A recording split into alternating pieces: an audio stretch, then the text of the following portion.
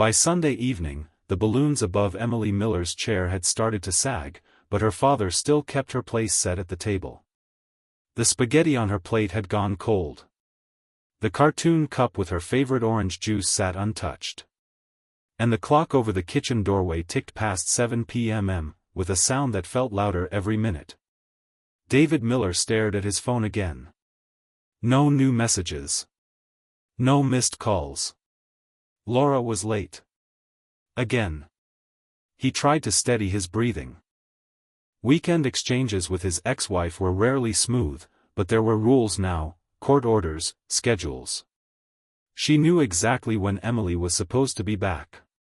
6 p.m., Sunday. No excuses. He checked the front window for the 100th time. The street outside his small house in Denver was quiet, the late sun throwing long shadows over the cracked sidewalk and the battered mailbox Emily had once tried to decorate with unicorn stickers. Still no car. No little girl jumping out, backpack bouncing against her shoulders. His thumb hovered over Laura's number. He pressed call. Straight to voicemail. "Laura, it's David, again," he said, trying to keep his voice from shaking. "Drop-off was an hour ago. Call me back. Now." He hung up, then opened the last text she'd sent him Friday afternoon, right before he'd watched his daughter climb into her car. New address for the visit. "I moved." Then the street name, the building number, the apartment. Everything had seemed in order. He could still see Emily's face, light brown hair pulled into a crooked ponytail, purple backpack dangling off one shoulder. "Daddy, it's just 2 sleeps," she'd said, pressing her palm against his. "Just 2 sleeps," he'd repeated, kissing her forehead.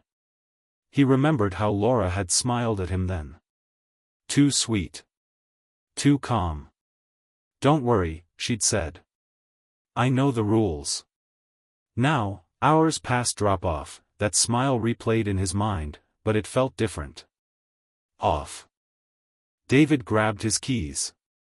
Panic vibrated under his skin, cold and sharp. He texted Laura one more time, "I'm coming to the address you gave me," then walked out into the cooling evening air and climbed into his car. The new address was across town, in a neighborhood he barely knew. As he drove, the city shifted from familiar streets and brick duplexes into older buildings and narrow one-way roads. His GPS announced, "You have arrived at your destination." David pulled to the curb and stared. It wasn't an apartment building. Not really. Just a rundown structure above a shuttered laundromat, its faded sign hanging crooked. The staircase leading up to the second floor was blocked off with rusted chains and a warped piece of plywood. A torn notice from the city hung sideways, "Condemned. No entry." His heart slammed against his ribs. He checked the numbers again. Same street.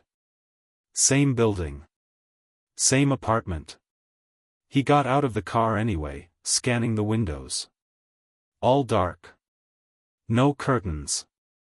No lights. No sign of life. A man smoking near the corner convenience store watched him. David walked over, his voice already frayed. "Excuse me, do you know if anyone lives up there?" he asked, pointing to the second floor. The man shook his head. "Place has been empty for months. Landlord got in trouble with the city.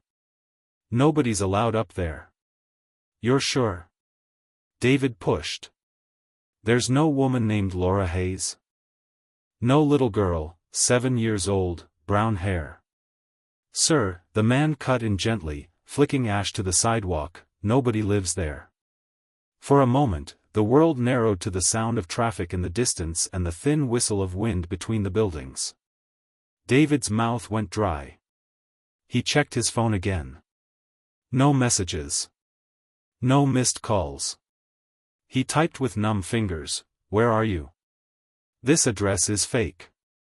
Where is Emily?" The message showed as delivered. No reply. David leaned back against his car, staring up at the empty windows. The evening sky above them was streaked with orange and pink, beautiful and totally wrong for the dread settling in his chest. He had lived through difficult years with Laura. The separation. The accusations. The hearings. But this felt different. This felt like the moment before a bridge gives out beneath your feet. He opened his contacts and pressed another number, this one marked simply, Attorney, Family Court. When the line picked up, David's voice finally broke. "She didn't bring Emily back," he said. "The address she gave me doesn't exist. I think she's taken our daughter." It was the sentence he had feared for years. And somewhere far beyond that condemned building, Laura Hayes was already hours ahead of him. The police station smelled faintly of burnt coffee and old paper, a mix that clung to David's clothes as he sat in a stiff plastic chair, waiting for someone, anyone, to tell him they were taking this seriously. His knee bounced uncontrollably. Every second that passed felt like it pushed Emily further away. Officer Ruiz finally approached, a clipboard tucked under his arm. "Mr. Miller," he said, settling into the chair across from him, "I understand this is alarming, but we need to start with the basics. When was the last time you saw your daughter?" "Friday afternoon," David said.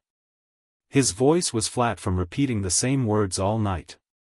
"She was supposed to be home yesterday. Her mother never showed. The address she gave me is fake." Ruiz nodded, though his eyes carried that familiar caution, the kind David had seen too many times during the custody battle years ago. "We'll file the report. But since Emily is with her biological mother, this becomes complicated." David clenched his fists. "There's nothing complicated about it. Laura has supervised visitation only. She lost unsupervised rights years ago. This is a violation of a court order." Ruiz paused, his eyebrows lifting. "Supervised only? Why?" David's breath shook as he exhaled. Here it was, the history he wished he could forget but couldn't escape. It started during the separation. Emily was barely 4. "Laura, she told our daughter to say things. Things that weren't true." He swallowed hard. "Accusations against me." Ruiz leaned forward. "False allegations?" "Yes. Completely fabricated." The court brought in a psychologist. Multiple interviews. Tests. His voice cracked, but he pushed through. They found no harm. Nothing to support what Laura claimed. The memories flashed harshly across his mind, Emily swinging her legs in a chair too big for her, the child psychologist gently asking questions she couldn't possibly understand. And Laura watching through the one-way glass, her expression unreadable. The final evaluation said Laura had severe emotional instability, David continued. "They gave me full custody. She was allowed supervised visits, and only under strict conditions." Ruiz scribbled notes, the pen scratching loudly on the page. "And she's ignored that order before?" "She's pushed boundaries," David admitted. "Showed up places she wasn't supposed to. Tried to tell Emily I was lying to her. But she's never disappeared." He looked up, the weight of his fear showing plainly now. "Not until now." A silence stretched between them, broken only by the chatter of dispatch radios in the hallway. Ruiz finally stood. "I'll escalate this to missing persons. But you should prepare yourself. Cases like this can move slowly, especially across state lines." David's jaw tightened. "I don't care how slowly the system moves. I'm not stopping." He stepped outside into the cold night, the wind sharp against his face. The streets were quiet, but his mind raced relentlessly. He drove home in a blur, the city lights streaking across his windshield like broken stars. Inside the house, the absence was unbearable. Emily's backpack still hung on its hook by the doorway. Her drawings covered the fridge, smiling suns, lopsided cats, the two of them holding hands under a rainbow. David touched one with trembling fingers. 8 years old. Missing. And with a mother who had already shown what she was capable of. He sat at the kitchen table and opened his laptop. If law enforcement needed time, he would not waste a second. Laura had been unstable before. Impulsive. Manipulative. If she had taken Emily now, after years of supervision, she would have planned it. He clicked on her social media profiles. All abandoned. No posts for months. No friends he recognized. Nothing. He checked old addresses. Old employers. Every lead, cold. Frustration tightened his throat until he had to stop typing. He closed his eyes and pressed his hands to his face. "What did you do, Laura?" he whispered into the empty kitchen. "Where did you take her?" But miles away, beyond the city and beyond the border, Emily Miller's world was already being reshaped. While David fought to begin the search, Laura Hayes was tearing page after page from her old life, and building a new one, where no one would ever find them. Morning light crept through the blinds as David woke at his desk, his laptop still open, the cursor blinking on a half-finished message to a private investigator. His back ached, his throat was dry, and for one disorienting instant he hoped everything had been a nightmare. Then he saw Emily's empty chair. The reality crashed over him again. By noon, the case had officially been classified as a parental abduction, but the officers assigned to it made one thing painfully clear: without signs of immediate danger, the investigation would move slowly. Procedures. Jurisdiction. Documentation. Words that did little to comfort a father whose daughter could already be hundreds of miles away. David refused to sit and wait. He contacted a retired investigator named Mark Howland, an old-school type with a gravelly voice and the kind of determination that didn't come cheap. "You're telling me she walked off with the kid despite court supervision?"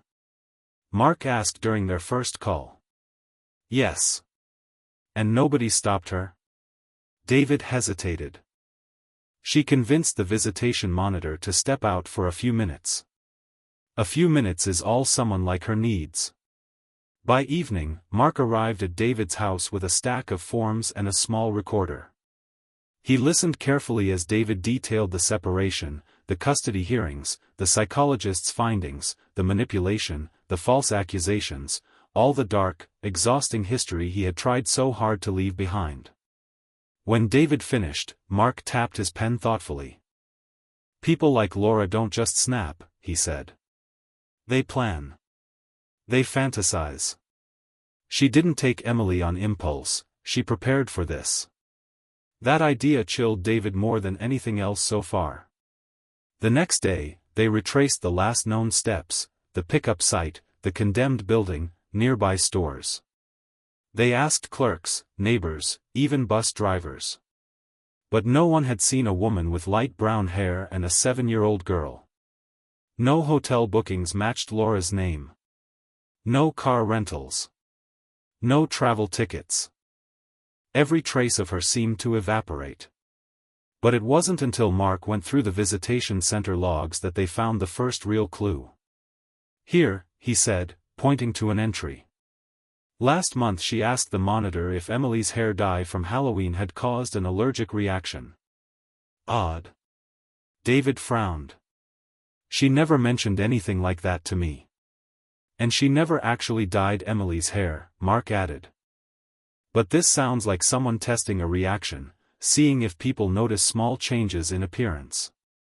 Another entry, 2 weeks later, made David's stomach twist.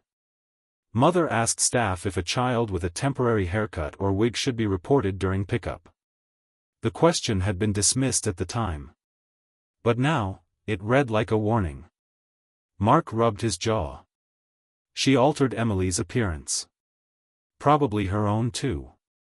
If she wanted to vanish, that's step one. David pressed a hand to his forehead. He could picture it, Laura gently trimming Emily's hair, promising it was a game, telling her not to tell Daddy. She had always been skilled at making wrongdoing feel like play. They continued searching until dusk, chasing any detail that might hold weight. At a pawn shop near the pickup location, the owner vaguely remembered a woman who resembled Laura, only thinner, with darker hair, wearing sunglasses indoors. But he couldn't be sure. It was smoke.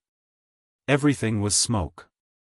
That night, Mark sat across from David at the kitchen table, tapping files into neat stacks. "She's resourceful," he said. "She's unstable, but not careless. I'd bet money she's already out of state." "Or out of the country," David whispered. Mark looked up. "You think she'd go that far?" "She told the court once that Emily belonged with her," David said, his voice cracking under the memory. "If she believes that, there's nothing she wouldn't do." Mark didn't argue. The next week blurred into interviews, paperwork, urgent phone calls, and a parade of dead ends.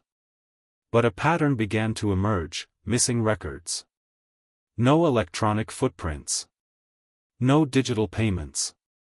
"She's operating in cash," Mark concluded. Someone helped her. David felt the familiar heat of helpless anger rising. Who? That's our next step. But the truth was far worse than either of them expected. Because while they dug through Laura's past, she was already slipping into a new life, across the border, under a false name, her daughter's childhood fading behind a trail so carefully disguised it barely existed at all. The first confirmed lead came almost 6 months after Emily disappeared. By then, David had memorized every border crossing in the region, every loophole in the system, every story of a parent vanishing without leaving a trace. Mark arrived at David's door one morning holding a thin envelope. "You might want to sit," he said. Inside were 2 grainy surveillance stills, so poor in quality they were almost unrecognizable. But one detail tightened David's breath to a thin thread. A child, small, maybe Emily's height, walking beside a woman whose hair was cut shorter, darker. They were crossing a parking lot near a bus station in El Paso. "We think it's them," Mark said. "But there's no official match. They didn't use IDs. They didn't buy tickets under their names." David stared at the photos until his eyes burned. "How did they get past the border?" "Not everyone goes through the front door," Mark answered. "And not everyone leaves records behind." It was the first time David truly understood how far Laura would go. Not just across states. Not just across borders. But into a life designed for hiding. The next years blurred into a punishing cycle of hope and disappointment. Every few months, Mark brought a new lead. A woman and child spotted at a roadside motel. A pair matching their general description living on a ranch outside Santa Fe. A girl whose school records showed sudden transfer, sudden withdrawal. Each time, David followed the trail. Sometimes the women were strangers. Sometimes the children were not Emily. And each false lead chipped away at him, piece by piece. But he refused to stop. He learned Spanish. He took trips to towns he'd never heard of. He walked crowded markets, border villages, remote bus stops, holding Emily's photograph in shaking hands, asking, "Have you seen her? Please, have you seen her?" Most said no. A few said maybe. None were certain. Meanwhile, somewhere out there, Emily was growing older. What Laura told her during those years was something David would later learn only in fragments. Emily was given a new name. A new hairstyle. New clothes that didn't suit her. And rules, so many rules. No friends. No school. No speaking to strangers. No photos, ever. The little girl who once drew rainbows and unicorns now spent her days inside cramped rooms with peeling wallpaper, listening to her mother whisper warnings about her father. "He wants to take you away. He doesn't love you. He's dangerous." Laura controlled every word, every interaction, every moment. She drifted from small border towns to quiet inland communities, paying for everything in cash. She rented rooms under false names given to her by people who asked no questions. Whenever someone grew too curious, or whenever Emily accidentally smiled at a neighbor, Laura packed their bags overnight and left before sunrise. Emily stopped asking why. She stopped expecting birthdays. She stopped counting the days. The world outside her mother's grasp became something distant, sharp-edged, and frightening. Back home, David collected binders thicker than textbooks, filled with notes, maps, receipts, timelines, and dead ends. The police file grew too, but the case slipped further down their priority list as years passed without progress. Only David and Mark refused to let it fade.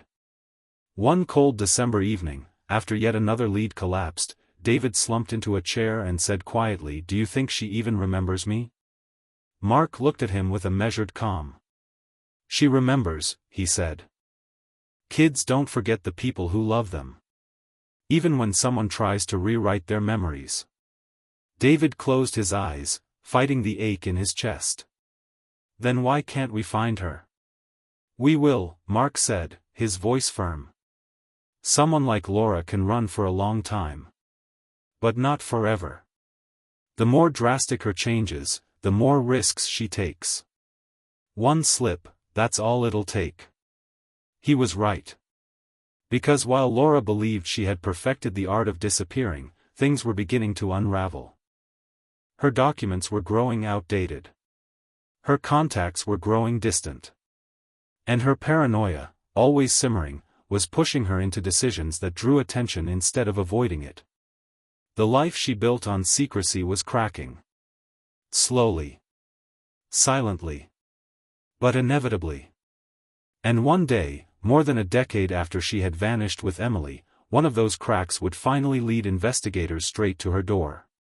It happened on an ordinary Wednesday afternoon, more than 11 years after Emily vanished. David was sorting through a new batch of files Mark had sent when his phone rang. The number was unfamiliar, but something in his chest tightened immediately. "Mr. Miller?" a voice asked. "This is Investigator Dana Weller with the Missing Persons Task Force. We need you to come in. We have a development." For a moment, David couldn't breathe. A development? Is it real? Is it confirmed?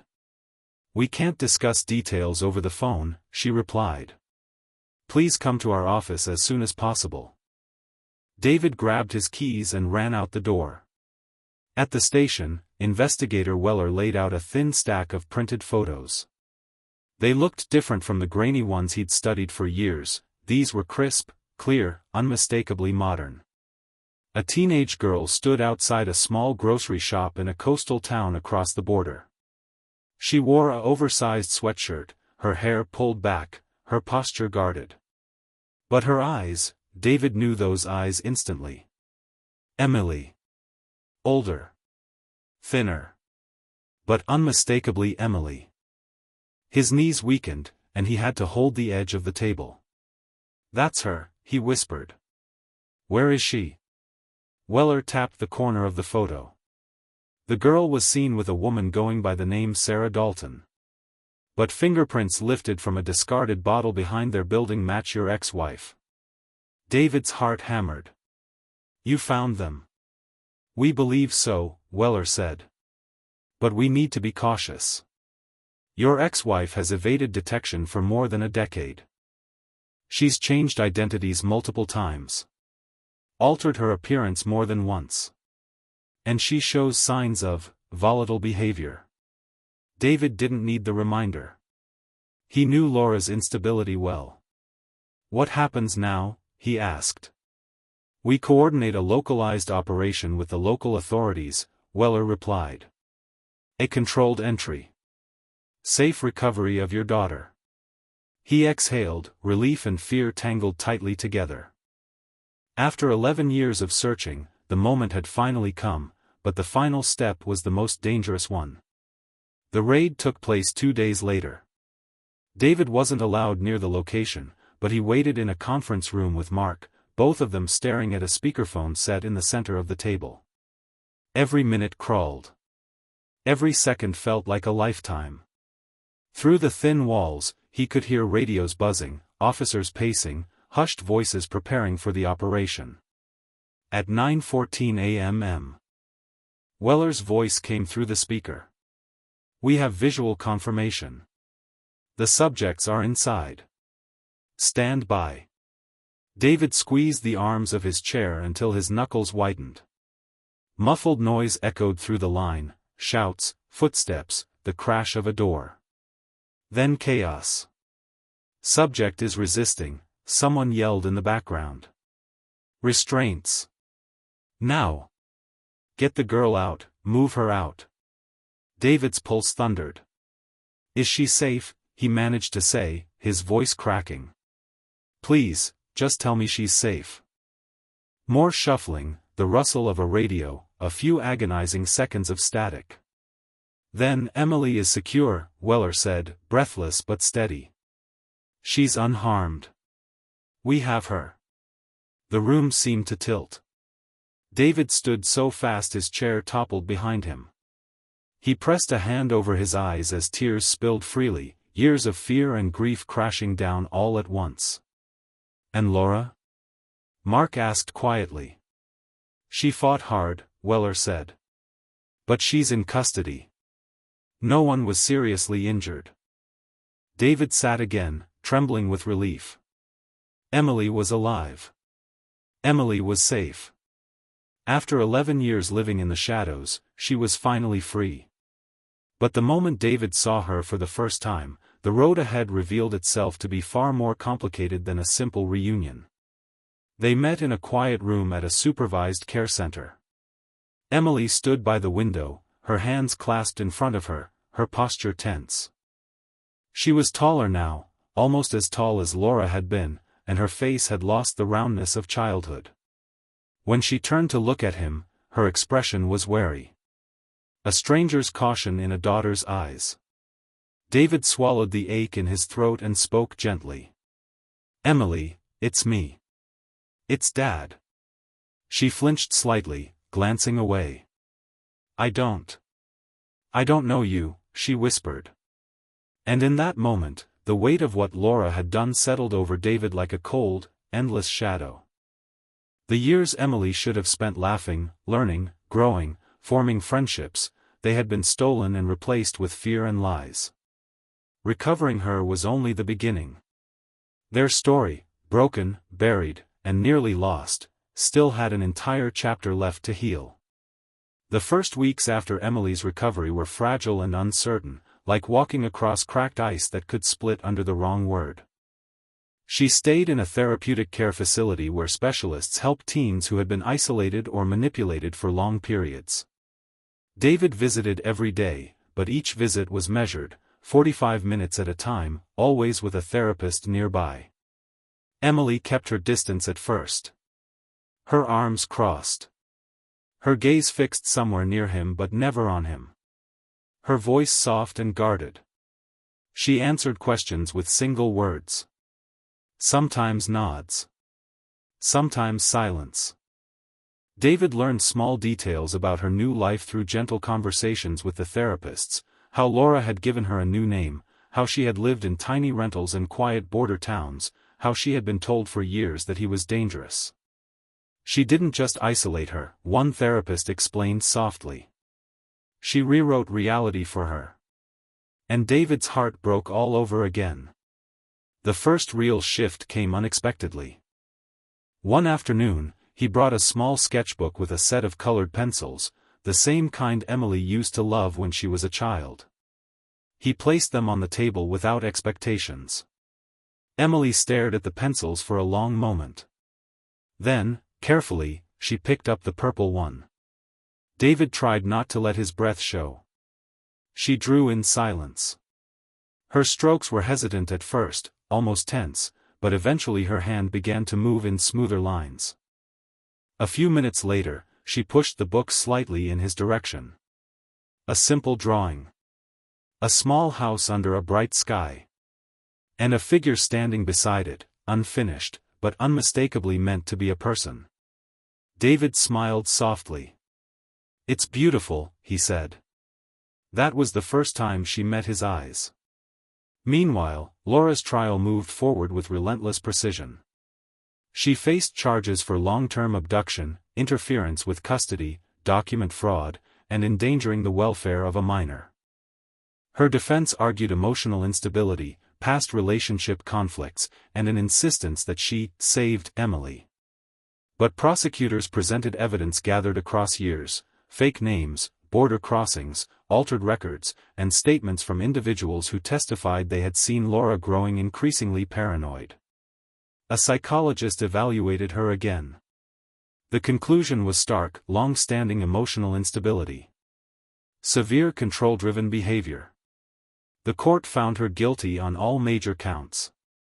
Her appeals failed one by one. David attended every hearing, though the courtroom felt heavy with ghosts from the past. When the verdict was announced, he didn't feel triumph, only an exhausted release. A chapter finally closed. Laura was sentenced, and for the first time in more than a decade, she no longer had the power to twist Emily's world. Healing, however, wasn't a straight line. Emily moved in with David slowly, first weekend visits supervised by therapists, then short stays at his home. She explored his quiet, warm kitchen. She looked at the old drawings still taped to the fridge. She sat in the living room, listening to the soft hum of the clock on the wall. Small things startled her. Loud noises. Unexpected knocks. Sudden shadows. But David stayed patient. Step by step, day by day, he let her set the pace. His wife, Claire, kept things gentle, never forcing conversation. His young son, Michael, left small toys outside Emily's door, tiny gestures of welcome. Over time, Emily began responding. She laughed once, a tiny sound, but genuine, when Michael insisted she pick a board game and she won on her first try. At school, she struggled. Years of missed education left wide gaps, but tutors guided her carefully. And slowly, she started forming small connections with other teens who had their own complicated stories. Therapy became a pillar of her new life. She learned how manipulation works, how fear can be taught, how bravery sometimes looks like sitting in a room and saying hard truths. One evening, after a long therapy session, she sat beside David on the porch. The sky was streaked with orange and violet, the air warm and steady. "Dad," she said softly. He turned, heart stopping for a moment at the word he had waited years to hear again. "I don't remember everything," she said, her voice trembling slightly. "But I remember your voice. I think." David swallowed.